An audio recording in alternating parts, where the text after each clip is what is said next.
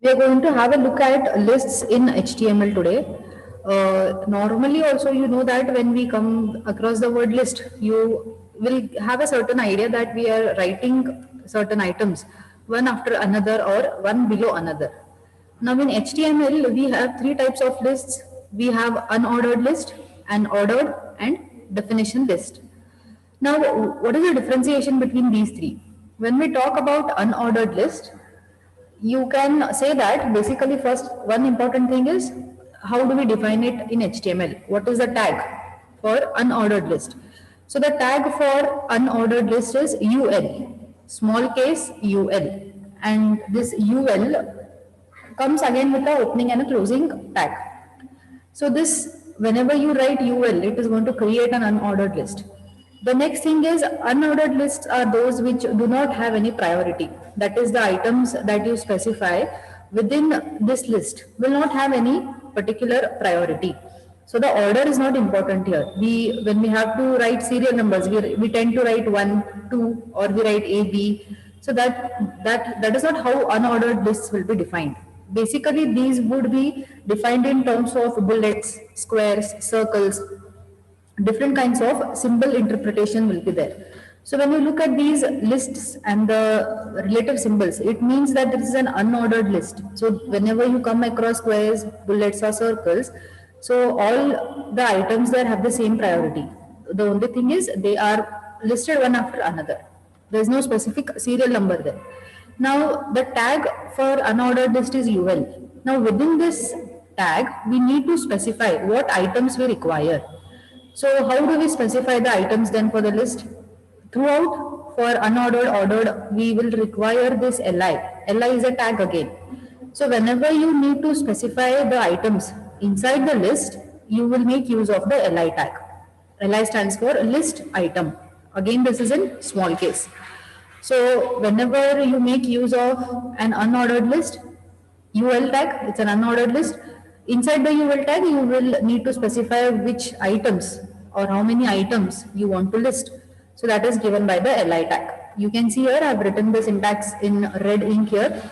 So this is how we define. We have the parent as the UL tag, that is unordered list, followed by li, that is the list items.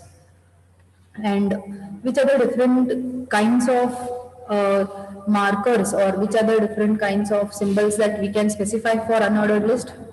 You by default, if you don't specify anything, that is none. You can also go for a square kind of a bullet, a circle bullet, or a disc bullet. Okay, let us go to the next one also, and then we'll go to the examples. The second type we have is the ordered list. So ordered lists are something which will tell us if we are listing the items one after another, we can assign them priority. Like I said, if you write serial numbers, basically the serial number with 1 would be treated as a high priority, 2, 3, and so on. Or you can also write as ABC, or you can also write it as numeric 1, 2, or in the form of a Roman 1 and 2. So you can specify different types of these lists, list interpretation of the list symbol there. So here you can see that the default sequential values are Arabic numerals which begin with 1. So they are going to start with their Arabic numerals if you do not specify anything. So what is a tag by which we create this ordered list? We need to create an ordered list with the help of OL tag. Okay, again comes with an opening and a closing tag. OL stands for ordered list. So again, inside this OL tag, we need to now specify the list items. We need to specify the list which we are creating. So for that, we will have to make use of again the li tag. So just like your unordered list, wherein you make use of the UL and the li, here also we are going to make use of the li tag to specify the list items. Then for ordered list, have a look here. In the brackets are given which are the different kinds of sequences you can specify. Okay, smaller case A, which means from A, B serial go on, capitals uppercase A, then you have Roman 1, then small case Roman 1, and the numeric 1, 2, 3, the whole numbers that you specify. You have another property called as start. Okay, so we will remember this property. In the example, we will go through with this start property also. Then the last one we have is the definition list. So what is a definition list? The best example to relate would be a dictionary. So when you open a dictionary, you can see there they specify the term in bold and below it will be the explanation, right? So likewise they go on writing different words there for a single page, and the respective the definition for that, the meaning of that is specified right below the word. So whenever you want to describe a certain word or a certain element, you can make use of a description tag, or it is called as a definition list. DL stands for definition list. So this tag again has an opening and a closing tag. Now inside this DL tag, you basically have two things. You can observe the syntax here, which is given in red ink again. DL tells that we are making use of a definition list. So basically how the definition lists are displayed are different from that of the ordered and unordered. There will be no bullets or no numeric 1, 2, 3. You have to specify the word first of all, okay? So that word is to be specified in a DT tag. So DT tag defines the term, or DT tag defines the name. Then you make use of the next tag, that is DD. For each DT tag, you will have a DD tag. So DD stands for again data description. Basically, like for example, if I have a word called as college, okay, that is my DT, that is my term, and the meaning of that word college is to be specified inside the DD tag, that stands for data description.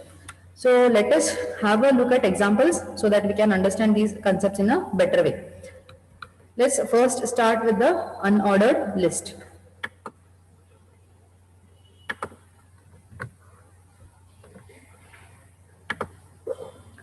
Okay, I've created an HTML page here. Okay, so you can see just the title is specified in the head section, and then for the body I have just given an H3 tag. Okay, and the title I have specified inside the body is some common courses for graduation. So we are going to make use of an unordered list now. So for unordered list, you need to specify the UL tag, right? We will close the UL tag. Inside this, I need to specify my list items. So to specify my list items, I am going to make use of the LI tag. Again, the LI tag comes with opening and the closing tag. So let me first close my LI tag here. Inside this, I need to specify now. I am just going to create a list with different graduation courses. So let me specify the courses here. Likewise, I am going to have two more. Let me again, for each item that you want, to be displayed as a list, you will have to make use of this tag called LI. So inside this, I can write my different list items.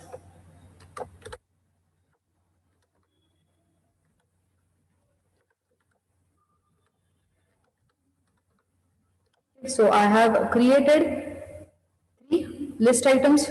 Let me save this and let me run the program. So you can see here in the output, you are getting circular bullets. Okay, so basically these are this is called as an unordered list, wherein there is no particular priority assigned. There is no sequence numbers here. And another thing is, if you observe here in the program, I have not specified which type. If you have observed here in the PPT, we have specified we can go for a square, a circle, a disc type. When nothing is specified, none, by default, you would get to see a circular bullet. Now the next thing will be, let me try to specify a different kind of a bullet here. So the property that I require is the style property. You have another property called as type. Okay, but that doesn't work for the versions, the greater versions of HTML. You can just specify as a type equal to, in double quotes, you can specify the property there, square, disc or circle. I've saved this. Let me go back to the browser now and refresh. You can observe here the circular bullets have changed to square now. Okay, we are going to make use of a different property instead of going for this type, which is redundant now. They basically will not use this. A better version instead of using this would be the style property for the UL tag. So we are going to write the style property is equal to, in the double quotes, okay, in the double quotes you need to specify list hyphen, see you are getting the suggestions here, we are going to specify list style type.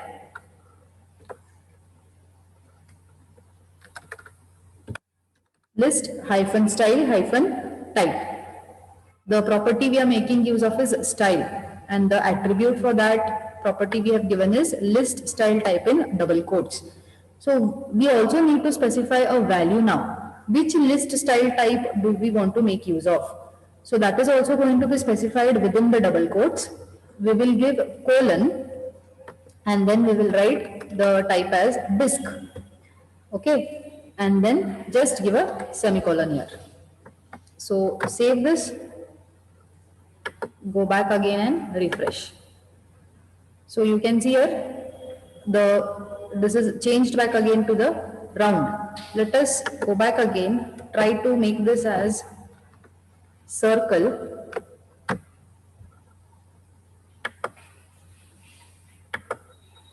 So you can see the difference here. The bullets are not circled, they are not darkened anymore. Just the border is getting displayed. So you have two properties, both have the same functionalities. You have type and you have style. We would go for style because that will work on all the versions of HTML and will support all the browsers. So sometimes if you find that this particular property is not working on a browser, you can also check out the type property. So this is about unordered list. Next, we shall go for ordered list now. Okay, again I've created an HTML page and just specified in the body tag I've just specified the heading there. Okay, for the ordered list, we need to specify the OL tag. OL stands for ordered list. The OL tag again comes with an opening and a closing tag. It comes in pair. We'll close this. Inside this, we need again to specify the list items. Okay, so we will again have the LI tag. So within this, since I'm going to put up a schedule now, let me have the priority. It's an ordered list. So I'll just randomly type certain schedules here. I need to close my LI tag. We'll create two more.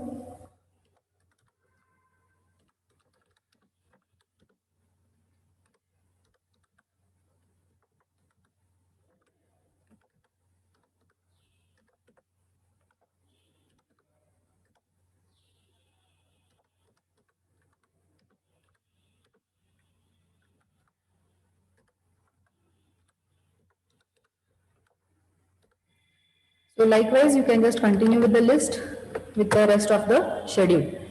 Currently, I have not specified any style attribute here. Let us first have a look at this output for this particular program.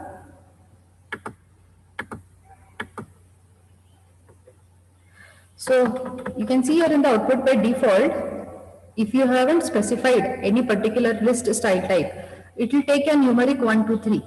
Okay. So what we can do is, let us go back. And inside my OL, now I'm again going to make use of the property type. And inside this, I'm going to specify capital A. Save this. And we're going to go back and refresh. So you can see again, the order, the sequence has been changed now to A, B, and C. You can specify different types here. I can specify the small case Roman I, which is 1 basically. So you'll have 1, 2, 3. If I start with capital, it's changing to 1, 2, and 3 in the capital Romans. Now the thing is, I have another property. Okay, I will change this back to capital or small case A. I have a property called as start. Okay, inside this you need to specify a numeric value. Now what I have told is, according to the code that I've written, for the ordered list, my type, that is, it should start with small case A and continue. Okay, basically small case A indicates I need small case alphabets, but I do not want to start it from A. Instead, I'm going to specify a numeric value. So if I specify the numeric value as, let's say, you have 26 alphabets. So let me say that I will specify this as 24. Okay, we'll save this, go back, refresh this, and now you can observe the ordered list is starting with the sequencing X, Y, and Z. So this start property, in the start property, you can specify from which particular alphabet you want to start numbering your list. So you can, if I change this, okay, if I'm going to change this to 5. So which is the fifth letter in the alphabets? From E. It's going to start from E, F, and G, and so on, it will continue. So if you do not want to start from the default, that is from the beginning, from A, you can specify the start property and then specify its numeric value. So this is about your ordered list. Then we have the last type, okay, that is about definition list. Okay, for the definition list, we need to remember 3 tags. DL is the main tag. Let me write it here. When I make use of the DL tag, it is going to tell the browser that I'm making use of a definition list. So DL tag has again 2 sub tags, that is a DT tag and a DD tag. Okay, within this, I'm going to specify my first, let me specify the first tag, that is the DT tag, which stands for data term or definition term. So the term that I want to define here, let's say, let me write BCA. This is my term, and I'll close this. In the next thing, okay, I will make use of a DD tag. I'm going to describe my term BCA. So here I will just abbreviate it.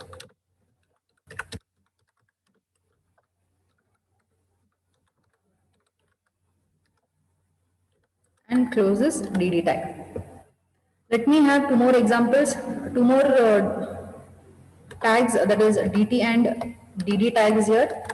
So I will write another word. Let me write it as college, and I need to close my DT tag. I need to expand. See how it works is, for this is a main tag. Okay, first thing, this is a main tag. We need to tell whether which kind of a list we are using. So we are saying we are making use of a definition list. So definition list has 2 things, DT and a DD. DT tag basically is the word which you are trying to describe. This is the word, you just write the word here. DD is the description given for this particular word. So I have taken another term here. So let me just write some random definition here.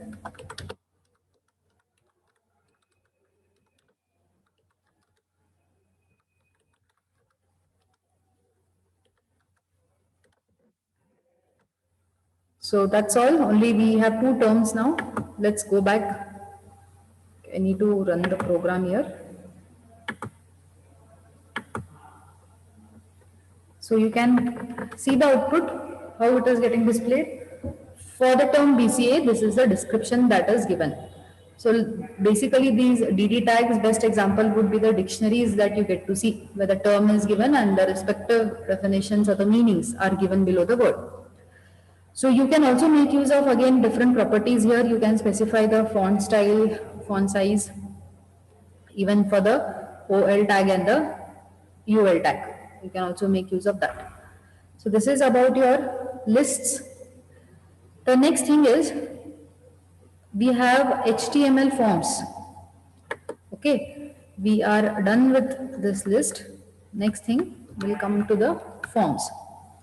Now, you have used a lot of websites wherein you can see towards the end of the website, especially when we talk about the last, that is the contact page, you can see a small form there. So HTML will help you to create forms. Okay, so the tag by which you can create a form is the form tag. Again, the form tag comes with opening and a closing pair. Now, creating the form tag, basically, there are very important parameters that we need to follow. Your form tag will depends on what you create. Like you want a text box, you want a radio button. See, all these are widgets. You have also seen this in Android. You had different widgets where you dragged and dropped. So we are just going to manually code it to, if you want a text box, if you want a radio button, you have a checkbox or a drop down list and so on. These all are different input elements. So for the form tag, you have to start with a form inside your HTML body, and then end the form here. Within this you are going to specify your form elements. It could be button, text box, radio button, any other widgets. Okay, let me just come back here and show you. Let's take this off. Fine. So currently you can see that this is just an HTML page where you have the head section, the body section. Inside the head section you are having the title tag. Inside my body section I have written the form tag. Okay, currently only this much is done. So the elements, the input elements are going to go inside this. Now for every form you will have properties that you can specify here. So what properties? So you must have seen that when you try to click on a button, the data that you have filled up in the text boxes is submitted, or it gets disappeared the moment you click on the button submit. So all that data either goes to a certain database, or say that it can go from one form to another form also. So what you can do is you can specify the properties for the form tag. So which are the properties that you will specify? You have the first one is the action attribute. So what is this action attribute? Basically in the action attribute you can specify the URL. Like imagine I have a contact page and there I have two text boxes for name and contact number and a button for the submit. The moment I click on the submit button, where the data should go, where the data that the user has entered, that data should go. So that data, where it should go, that URL you can specify. When do you specify the URL?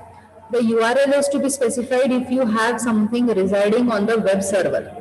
Otherwise, you can also specify a different page number, page name. Instead of specifying the URL, I can also create a separate page. Say I have also created another page and I am fetching the data from the first page to the second page. So there, instead of specifying this URL in the action, I can specify just the second page.html. So the action attribute talks about where the data needs to go from this particular form. So here, inside this form, we can specify the action attribute. In the double quotes, I need to either specify the URL or I need to specify my page. Then I have another property. After the action attribute, we have another property called the method. In the method, it basically takes only two values. I mean to say it has two values, it takes only one value at a given point of time. So the value can either be get or it can be post. Okay, remember, pay attention to these concepts, these are important. I'm going to write the next one as method, and inside this it will take two properties, any one of these two properties, get or post. Okay, so these two attributes, see, a form will work even if you do not specify these. That is, if you're not doing the actual coding of a website. You're just trying out the random code like how we do now, small simple programs. So the form tag will be created, your form will be created. But for the working, you need to specify these, the action and the method tag. Now what is this get and post? So just observe the example here, observe this particular statement. Okay. Imagine again, you have a form, the same thing, the contact page, wherein I'm accepting from the user the first name and the last name. Whenever I make use of the method called as get, remember this, these are important concepts from your examination point of view also, and even for your understanding if you are interested in web development or even for your projects. So whenever I make use of the method as get, what the method says is get indicates that whatever the data is entered by the user in the form, that will be displayed in the URL. Okay, that is going to be displayed in the URL. Now let's try to decode this thing that I have highlighted. HTTPS, you know, is a protocol. This .web.com is just a website there, the website domain name there. Then you have actionpage.php. So usually when we talk about forms, the data will be processed, is submitted with the help of your PHP code. Okay. So here action.php is our page name. Fine. What is important is these things that I just read out will change randomly, dynamically based on what page, on which page you are coding or on which page you are creating the form. The last part, this thing, from this particular question mark up till here. Okay. This thing is the data that the user has entered in the form on the website or on that web page. So that data is also parsed, or that data is also sent along with in the URL. That is sent in the URL. Basically in the URL you are able to see the first name and the last name that the user has entered. If I make use of the method post, okay, if I make use of the method post, this is called as the query string. The thing from the question mark up till the end is called as the query string. If I make use of the method post, this query string will not be there in the URL. In the URL, only this much detail is sent. So when do you make use of get, when do you make use of post? If you have certain sensitive data, like for example, you are entering your debit card, credit card details, or you are entering passwords, okay, for authentication purpose. So you do not want that URL to be seen, that data to be seen in the URL, right? Imagine here you have a term, the field called as password, and here all the password is getting visible. Everyone will get to know. So when such sensitive data is to be sent, you can go for the post method. If you feel your data is not sensitive, you're just making use of some first name, last names and all, you would go for the get method. So these two methods are important. I hope it's understood, the get and post. Now you can see here I've just created a form. Okay, in the action I have specified another page name, that is registration.php. That is when I click on my button, the data should be sent to this page. Then method post is specified. I have taken two input fields and I have taken a button here. So we will, in detail, we will study this again in the next session. I just try to run this code. Two text boxes are there here. So I'm just going to specify some, type in some data randomly here. You need to observe the URL here. Okay, observe the URL. I'll click on submit. So it's giving me, this is the PHP code.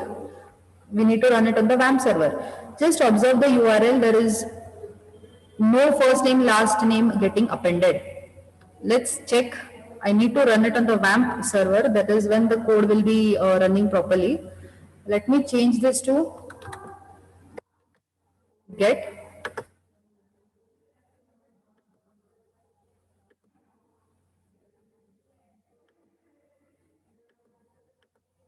Let's try entering now and see if it's working. Otherwise, we'll check it with the help of the WAMP server.